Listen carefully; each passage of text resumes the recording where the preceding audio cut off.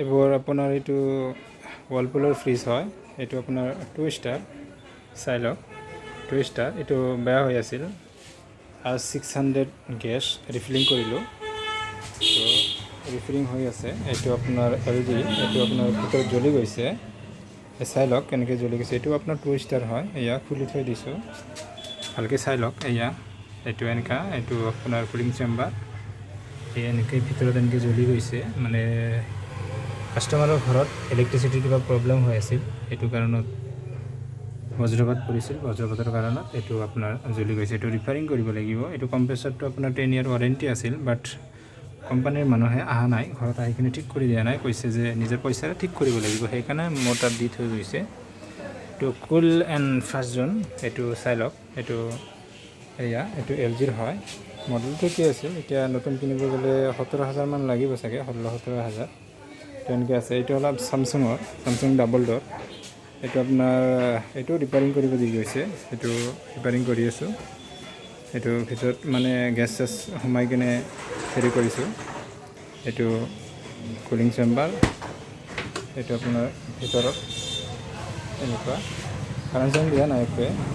এইটো আপোনাৰ সেইটোতো whirlpoolৰ আছিল, এইটো আপোনাৰ হায়াৰৰ আছিল। হায়াৰৰ আপোনাৰ এইটো বেয়া হৈ আছে। এইটো আপোনাৰ 2 ষ্টাৰ হয়, 12 year ৱাৰেণ্টি আছিল, বাট কোম্পানী মানে অহা নাই, গাঁৱত কাৰণে অহা নাই নেকি, গম নাপাওঁ।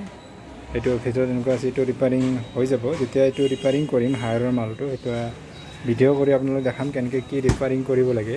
চাই আছে, নতুন ফ্ৰিজ হয়, একদম নতুন, ব্ৰেণ্ড নিউ, বাট বেয়া হৈ আছে কাৰণে সেইটো কৰা নাই। এইটো আপোনাৰ পিছত যিটো জালনী থাকে, মানে কণ্টেক্সাৰ বুলি কয়, এইটো জালনীটো চেঞ্জ কৰিব লাগিব। মানে এইটো ভাঙি গৈছে, কাষ্টমাৰে খং কৰি ভাঙি পেলাইছে। জালনীখন আনিছোঁ।